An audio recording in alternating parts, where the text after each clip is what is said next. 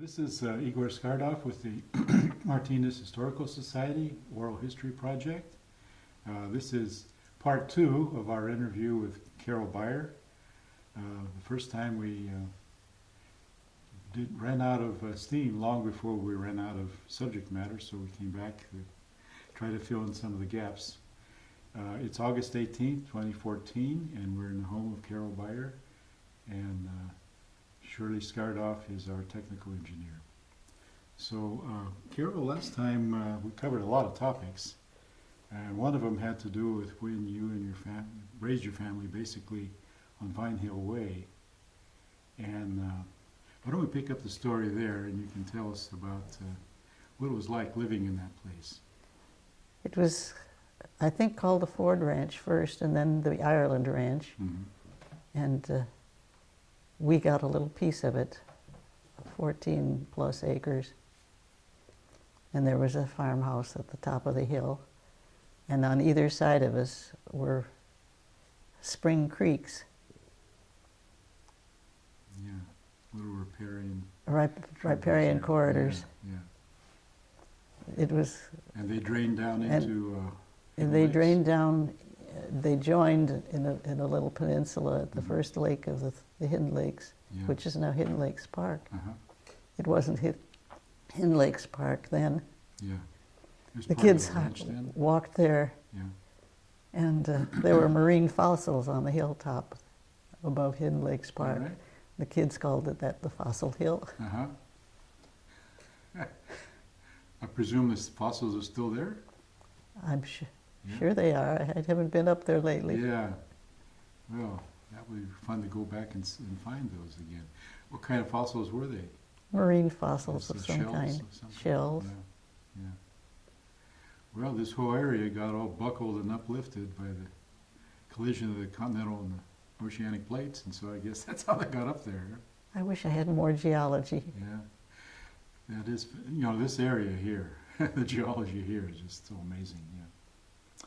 Okay, so while you were living there, there was some development was being made upstream from you? That came while we were.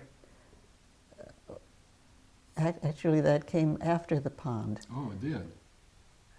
Okay. Well, then tell me how John thought a soil conservation pond was in order, Uh-huh. and the people from RCD came out Mm-hmm. with their notebooks, Yeah. and I think probably those little colored plastic streamers, Yeah.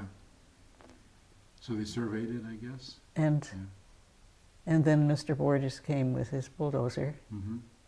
and in a day or two made a nice little pond. Yeah. Well, it wasn't a pond, it was a nice little depression, Mm-hmm. and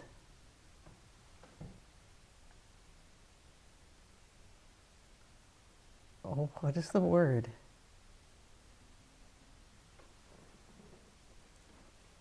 The dam, Yeah, oh, yeah, sure. Yeah. and a spillway, Yeah. and a spillway on the west side. Mm-hmm. And the next winter, it filled Hmm. to So the the top. purpose of creating this little pond was to, Just keep the water from flowing, keep the water table up and keep uh-huh. it from flowing too fast, Mhm. and scouring out the riparian corridor on that side. Mm.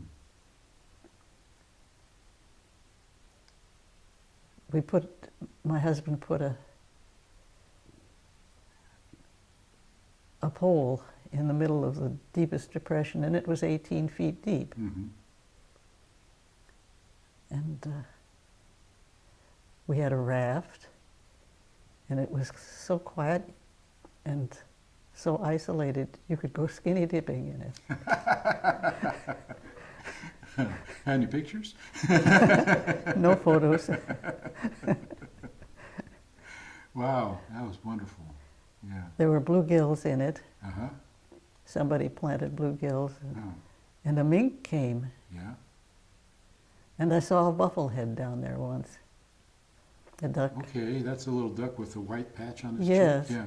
Uh-huh. And a mallard reared some young, Mm-hmm. but the neighborhood dogs, Well, the mallards could escape the dogs if they didn't gang up, but one dog would go on one side of the pond and another dog on the other side, and the ducks were no longer. It may not have been a mink, it may have been a muskrat. I think it was a muskrat. Well, minks are not unknown here. They evidently have documented a mink down at the beaver dam Oh, in downtown Martinez, so may very well have been one here as well. yes. Yes, it was a lovely pond. Yeah.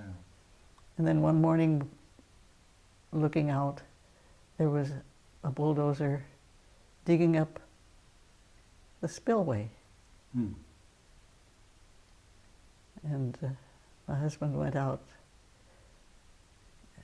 in a very bad mood. What are you doing here? Well, I'm just doing my job. But the spillway was modified so that in succeeding years, we had a pond for at least 5 or 10 years. But in succeeding years, the pond made its own spillway right through the middle. Well, why were the people digging up the spillway?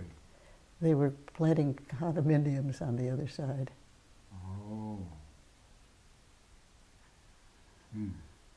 So the spillway was actually on the property of the condominiums, I guess? I don't think it was ever established who owned that property, except that they were They were had- there, they dug it up, and there that happened. They had the big yellow machine. Yes, But but we have lovely pictures. but you still had the Oh, spillway. lovely pictures of it. I made Yeah. a slideshow of it. Uh-huh. And one of the people who was, George Nichols, was taking courses at DVC, and he asked if he could borrow the slideshow for his presentation. Mhm. He was working on buildings and grounds for the city, Mhm. and his wife and I were nursery mothers together, and our kids were in the band together. Mhm. And so he used the photographs of the He borrowed yeah. the slideshow yeah, and gave it there. yeah. So he had sort of a pre-Hidden Lakes lake up above there. Yes, Yeah. that's right. Yeah. Well, years ago when we first moved here, we hiked up in through there, and we found a pontoon boat up in there. Was that yours? No, No? that's downstream from. Oh, I understand we're in the Grayson Creek yeah. watershed. Yeah.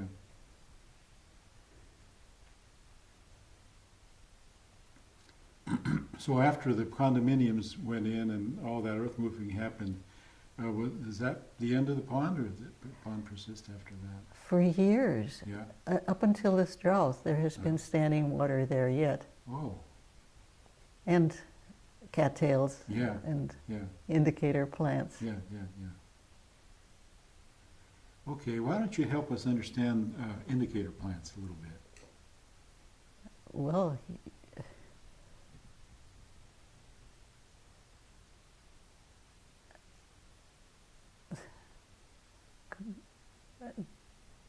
Stuart Winchester at DVC had a wonderful course. I think it's still called Natural Landscape Interpretation. Mm-hmm. And he pointed out things. You could tell, for instance, the elevation we were at because we saw a certain plant there. Mm-hmm. Mm-hmm.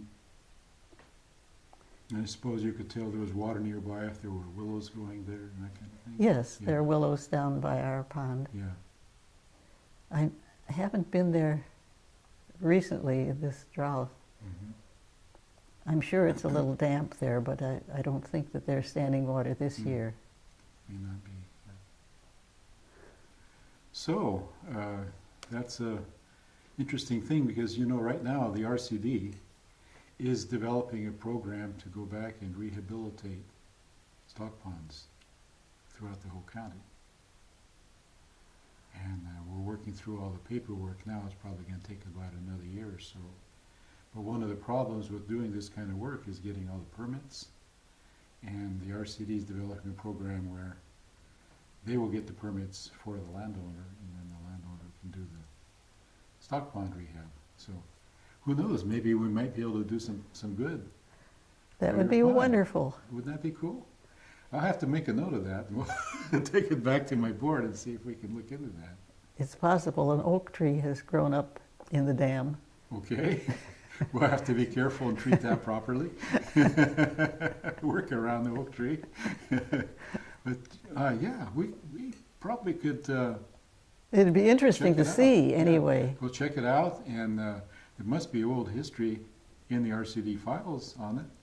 Yes, I don't remember the name. Yeah. I'd recognize it if it were said. Yeah, yeah. Well, about what year was that when the RCD came out there? It's about 1970, Okay, something well, like make a that. note of that. 69, 70. And we'll search the archives, see what we can find. Maybe 68. Yeah, well, that gives us a good time frame where to look, and we'll see if we can maybe make that one of our inaugural projects. Wow. Yeah. You never know till you start looking into these things, which you might turn out. And then so that pond was there for a long time. It continues to be sort of the vestige of it is still there. Patch of wetland. Patch of wetland, yeah. And then you were saying that there was a bunch of grading going on and so on, and a bunch of sediment came washing down. Did that tend to fill the pond up somewhat? That, well, not too badly. Mm-hmm. Not on that side. On the other side, he took a hilltop off in Pleasant Hill, Mm-hmm. and that roared down. Okay, so that missed your pond, but it went into the upper hill. Yes, Okay, and the city has dredged that Yeah. at least twice, yeah, maybe more. yeah, We haven't dredged our pond. yeah. There are 5 of us own it, Is that right? the 4 grown children and Yeah. me, Okay, and I. and you, yeah.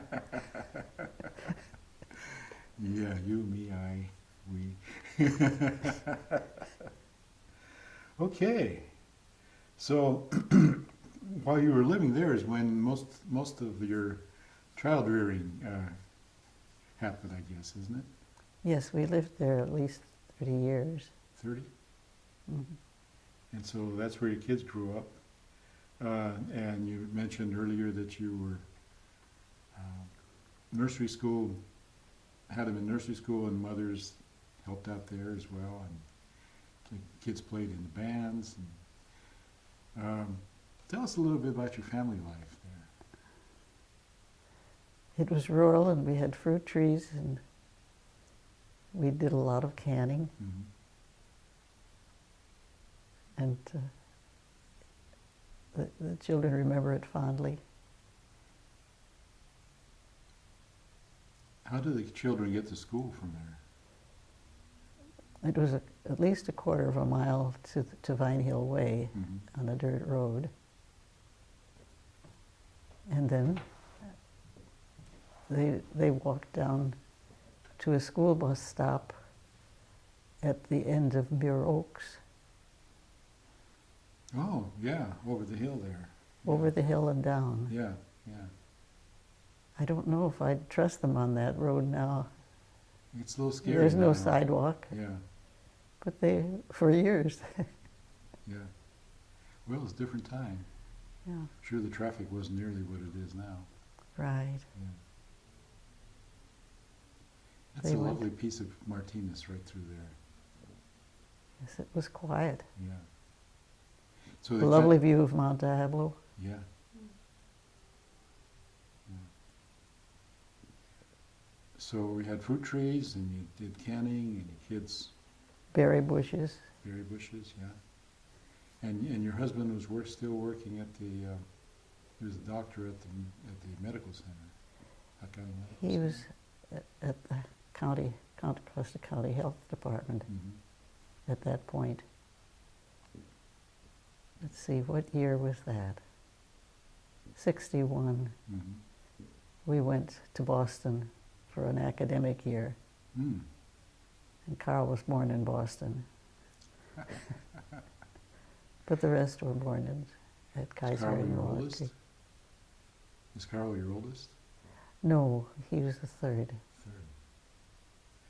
Okay. Well, just for the record, why don't we just walk through your children and tell us who they were, when they were born, and where. Mary in 57. Uh-huh. They all graduated from Alhambra High. Uh-huh. Anne was the last to graduate in 82. Uh-huh. She was born in 64. So are they all still in this area? The nearest one right now is, I guess, Carl, 63 miles away in Portola Valley. Mm-hmm. And then Ann and Tom in SoCal. And Molly has a house in Oakland. She would be the very nearest, except she's in Washington, D.C. right now. Is that right? And let's see who What else. takes her to Washington, D.C.? Her work. Yeah. Which is? She's an attorney, the FDIC, Okay. and I know that's all I know. Yeah, those are the people that keep our bank deposits safe, I think, aren't they? I'm hoping, Yeah. having grown up in the Depression. Yeah, yeah. Well, with Things Molly on happen the to job, banks. we should be okay. Let's see, who Yeah. else? I think you've got them all. So what's Mary's your, in Colorado, uh-huh. Colorado Springs. Air Force Academy is there, I Yes, she worked for Army engineers for years. guess.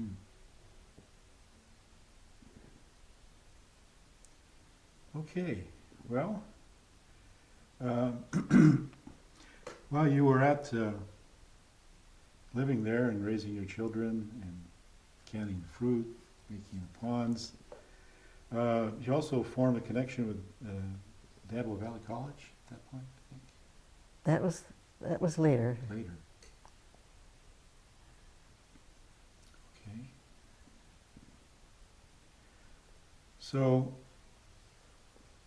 as we worked our way into where you're raising your children and so on, let's just take a step back in history a little ways and go back to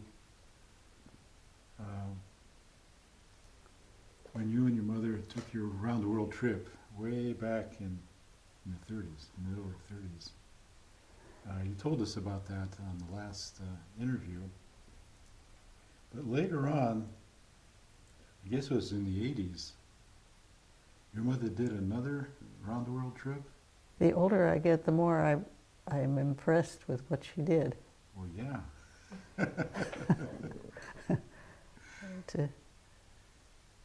So tell us about the second round-the-world trip. It wasn't a round the world trip, it was a trip of 4 children, Mm-hmm. around 10 or 12, Yeah. and aboard a school ship in the Mediterranean. School ship. There's an actual school on board a ship? It had many classes and teachers Oh. from England and Scotland and Denmark, I think. And our little ragtag group joined them. So who was in the group? Well, Pia, Lucretia, Eva Marie, and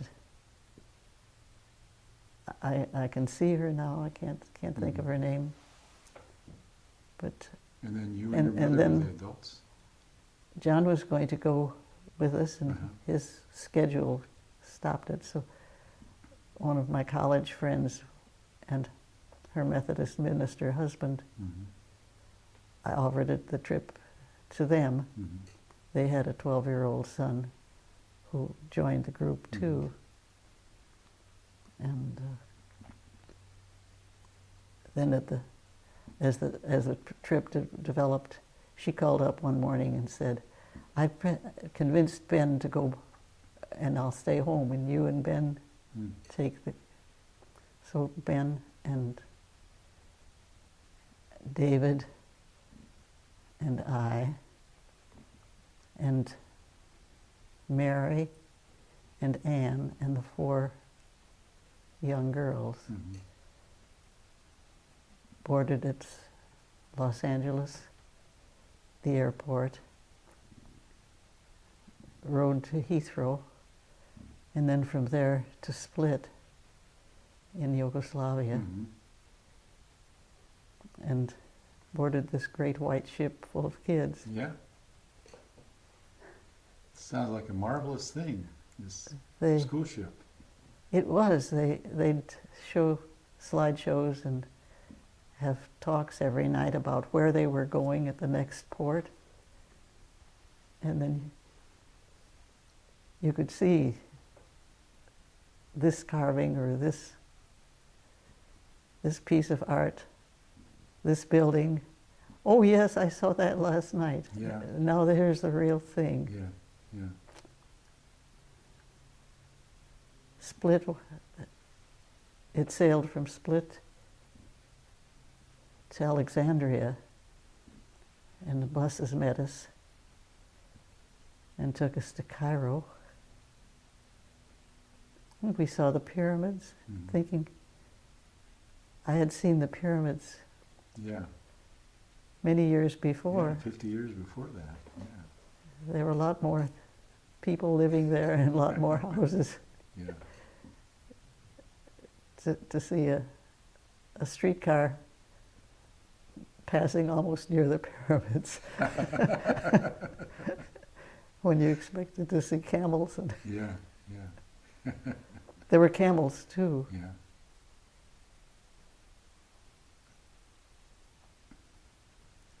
This sounds like a fascinating thing. How did this come about that these children got onto this?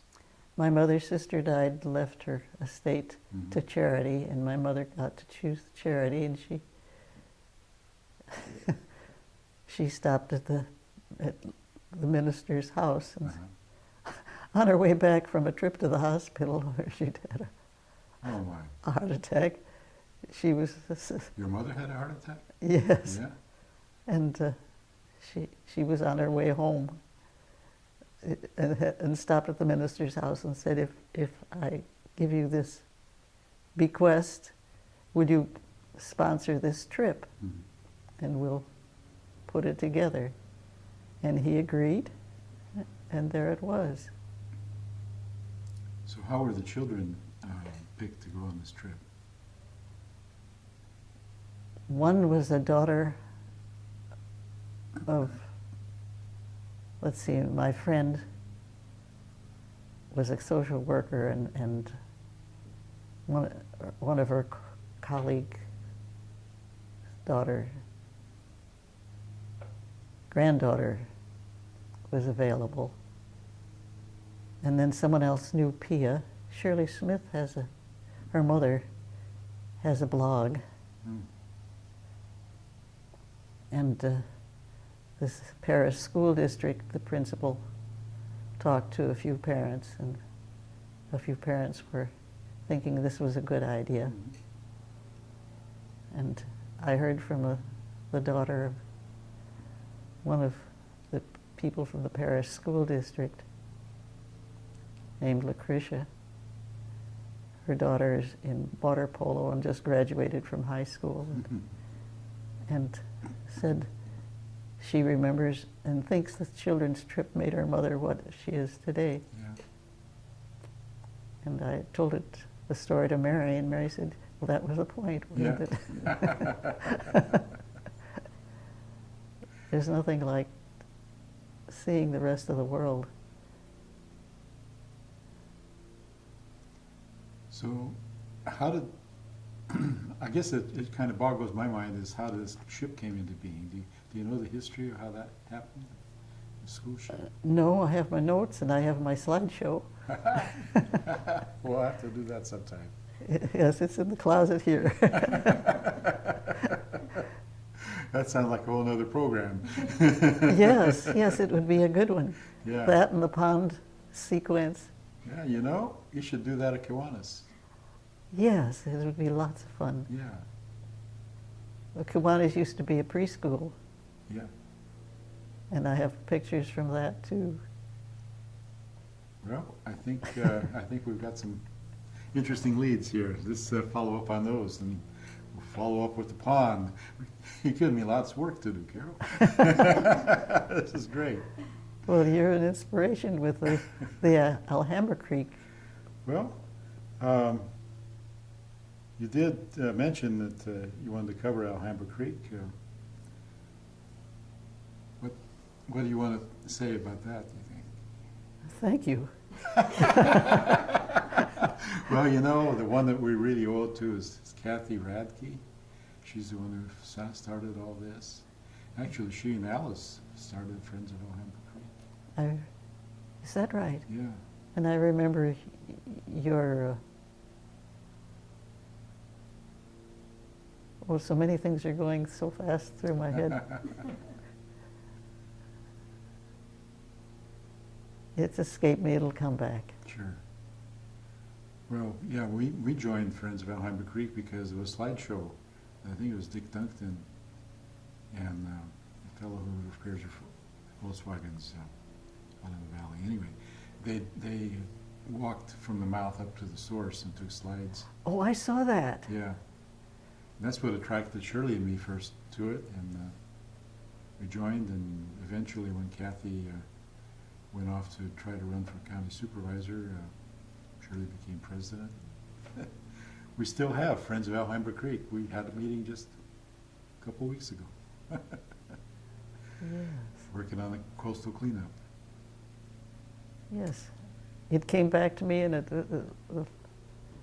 yes, I remember you gave a talk to the Regional Land Trust. Yeah, I used to go around and give these watershed talks all the time. Yes. Yeah. What was it?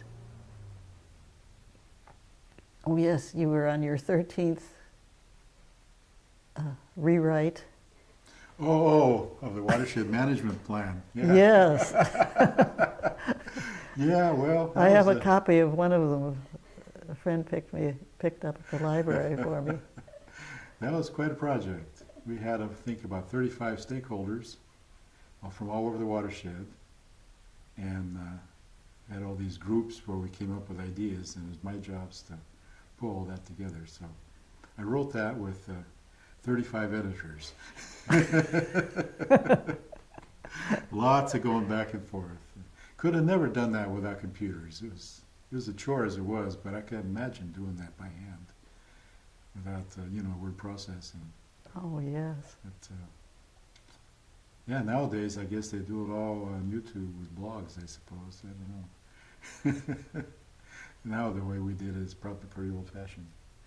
But yeah, that was a really interesting project because everybody who participated had veto power over the project, and so we had to make sure we accommodated everybody's point of view.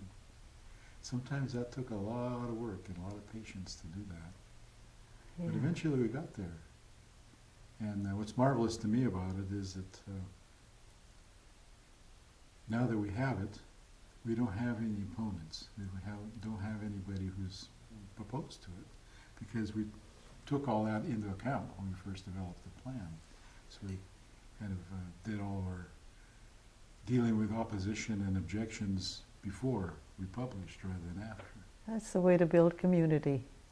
It was tough, but 3 years, very well spent 3 years, I think. Yeah. Well, Carol, this is about you. This is not about us. So I Well, think, I'm thinking Franklin Canyon. yeah, This is, we were the World Wildlife had a grant, and Tina Batt, she was Tina Wilson then, asked if I'd be part of it, and showed me a map, and I said, "What's that pink spot?" And it was a proposed development above the Franklin Canyon Golf Course. And that was in the Rodeo and Refugio Creek watersheds. And that looked like, it looked ominous to see that pink spot on the map. And we worked, a few people, the few Margaret Mead designates as yeah, being effective. yeah. A few people got together and kept getting together. And now that pink spot is protected through people through time. Part of the land trust, I believe. And they're having a big dinner on, I think, Saturday. I think that's right, yeah. Yeah, it's commemorating, it's a big anniversary, I think. Yeah. But the road there took 18 years of meetings. Yeah. It's a marathon. It's Yeah. amazing how many meetings. My lifetime achievement. Well, just one of them, but certainly a worthwhile all by itself as well. Yeah. So a lot of that land gets protected now, and I know a lot of friends who drive to work here from the other side of the hill. You need to protect big chunks Yes. because the top predators need that much room. Yeah. And if you don't have it, things go askew. Yeah. They found that out in Yellowstone, where they removed the wolves, and then elk ate everything in sight. Same in the Kaibab. Yeah. I remember Dr. Leopold Yeah. in class. Deer Talking were about and that. everything, yeah. Yeah, I remember reading about that. They The tried deer, to use cowboys the to starving herd the deer. Yeah, yeah.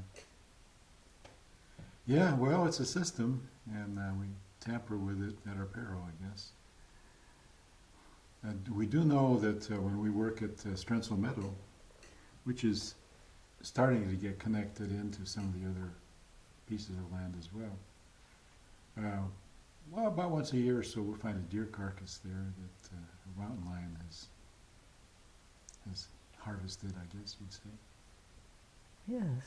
So even though we don't have contiguous corridors, we do have, they do have an ability to hop from one spot to the other. And, But the Franklin Canyon and the Briones-Baier region has East Bay mud yes, land. yeah. Yeah, that East Bay mudland is a real treasure there. Yes, and the regional parks, the Wildcat Canyon. And then the Fernandez Ranch is there now. So kind of filling in the gaps. Yes. Yeah. Yeah. I had a nice conversation with Seth Adams a few months ago. Mount Diablo. Yeah. And he was talking a lot about this very same thing as well, to be able to live in. So, if you're looking back over time and see the things that have been accomplished, it's a source of comfort, source of encouragement for the future, I think. Yes, our kids were remembering hikes years ago with Hewlett Hornbeck, Oh, yeah, going from John Muir's house yeah, to the Sweat Ranch in Yeah. the 60s. Well, there's some work afoot to try to connect the canal trail through that area to the John Muir property by a regional trail. So, City of Pleasant Hill and the City of Martinez and the National Park Service are all needing to agree. are all needing to agree on this. So, you know, it's like anything else. It's going to take a ton of meetings. We'll see how it goes. Yeah. Okay, well, something that you mentioned you wanted to cover was the Green River. I'm intrigued. So Tell me many some more things. about the Green River. So many things of importance have water in them. Yeah. Some people say the Green River is really the main stream rather than the Colorado, which ends up going to the Grand Canyon. Yes, we took the 4 children and a friend one year. I think it must have been about 69, and paddled the safe part of Major Powell's journey, 100 miles Yeah. from Green River, Utah, to the confluence with Colorado. Yeah.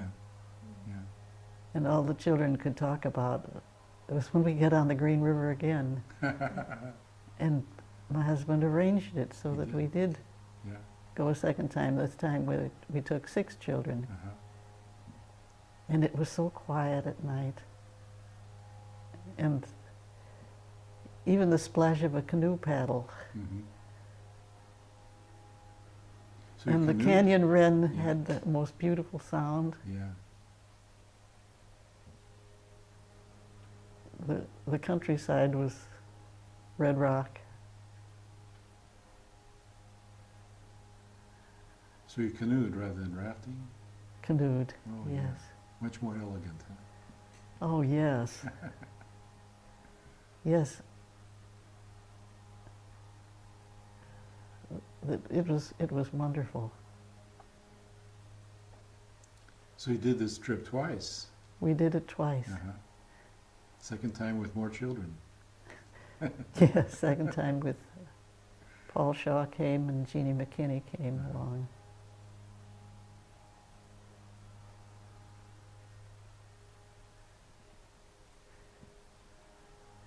So that's another one of those. Our drinking water was dipped from the river, Uh-huh. and you set it overnight so that the sediments. Sediments settle out. Yeah. Yeah, that was pretty thick river, I guess. Water. Yeah. So what other kind of sights did you see, or animals did you see on your trip?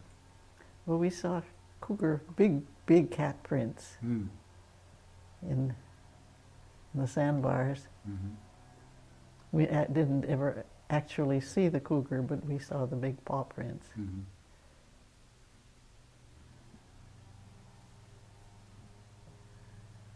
And there were Indian granaries, artifacts.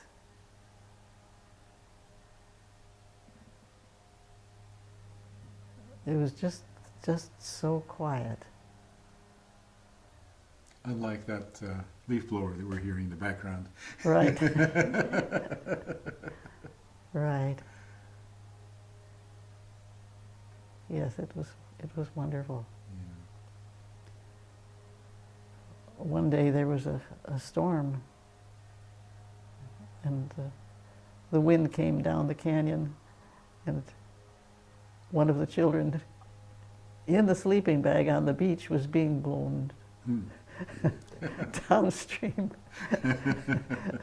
It took an adult to go step on the bag to keep it from going. Keep the kid from blowing away. Yeah. Yes, we have a fond time of Green River.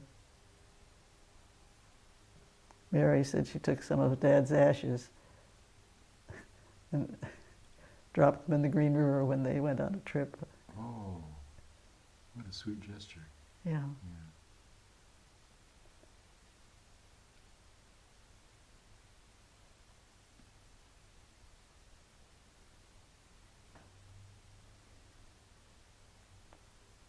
Have we covered what you need? Well, one last thing maybe I'd like to try to go through is we've talked about an awful lot of things in your very rich life. But one thing we haven't really done much more than just touch on is the musical part of your life. Yes. You did sing with your mother when you would wash up after supper when you lived in Chicago. Yes, my mother had a beautiful singing voice, a lyric soprano. We talked about that a little bit. Yeah.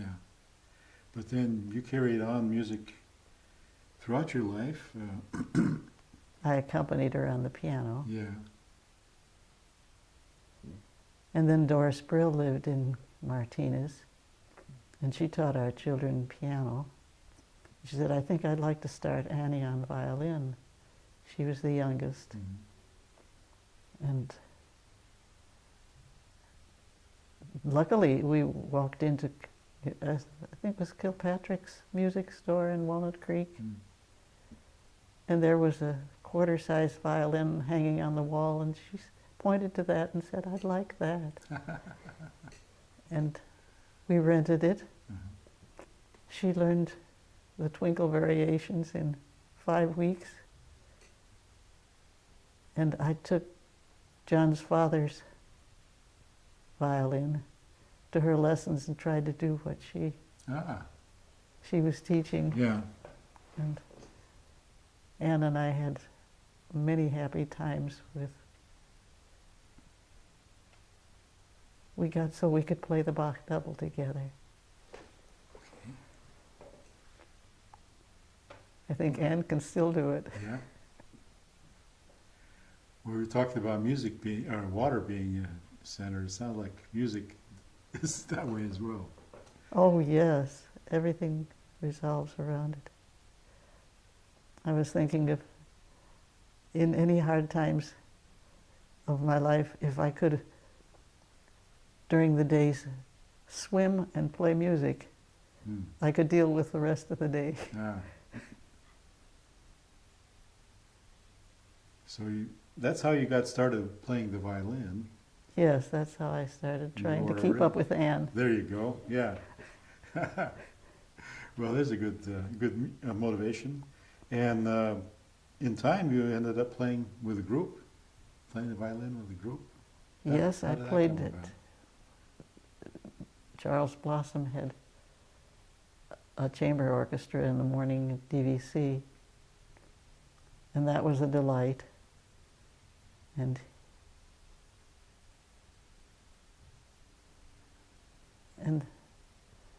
I've been to about 10 or more years an elder hostels playing chamber music at Pingree Park in Colorado, the forestry campus of Colorado State, at 9,000 feet. Wow. Yeah. Clean, crisp mountain air up there. Yes. Yeah. And then there was another mountain experience a little bit lower down, the Bluegrass, the Father's Day Bluegrass Festival in Grass Valley. And Gay Fletcher introduced me to Pat and Mike of Spinning Wheel. Sure, yeah. And I played fiddle with them. It was such fun, and I miss it so. Well, it's an interesting, you played chamber music and you played bluegrass, both.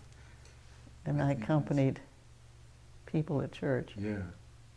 Well, it seems like an interesting combination. Don't often see people who kind of bridge that kind of a connection. How would you, if you would describe what it's like to play chamber music as opposed to, or as compared with playing bluegrass? Do they feel different, or how is that? That's an interesting question. There's a style of playing that's a little different. There's a lot of speed in the fiddling. There's a lot of improvising. You don't use music much. Rarely use music. You play by ear.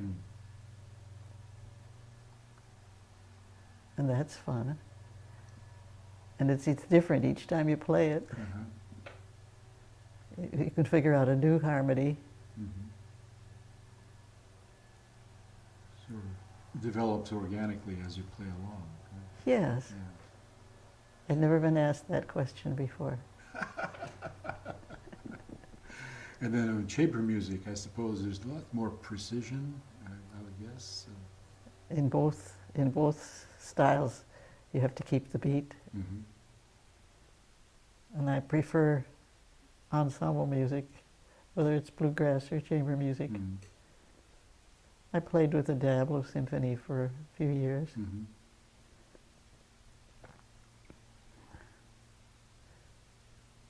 Yeah, we've gone to a number of their concerts. It's always a great joy to see all that music being performed live. Yeah. And Mr. Blossom got out when we played for the Sing-Along Messiah, he got out the hard parts and shared them with the orchestra first. Uh-huh.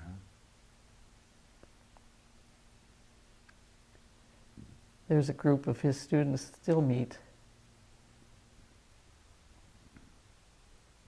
at Lynn Gold's house and play chamber music. Mm-hmm. I broke my collarbone and haven't done it since. Oh. Huh. Think of that, but I guess, yeah, I'm hoping someday yeah. I can play Twinkle, Twinkle, Little Star. I'm sure you can play that now. I'll have to ask Ann when we see her again, Yeah, yeah. if we could play Twinkle together. That would be cool. I think her kids would just love it. Yeah, I think so. I think they would. Well, in your spinning reel career, you also ended up participating in the production of the Woody Guthrie musical. Yes, That was at the Willows Theater, I guess. that was at the Willows. I saw it at least twice, I think. Did you? Yeah, oh sure. Yeah. Thoroughly enjoyed it. I remember, for whatever reason, the one musical piece reminds me of, they were on a rail car, and the rail car had a flat spot on the wheel, and so the entire performance was, you're doing this, because the rail car was bouncing up and down with a flat spot on the wheel. And it was a way to keep time to the music. I Yes, thought that was very yes. cleverly done, yeah. Yes, I think I remember that. And of course, during all this time, you were teaching music as well.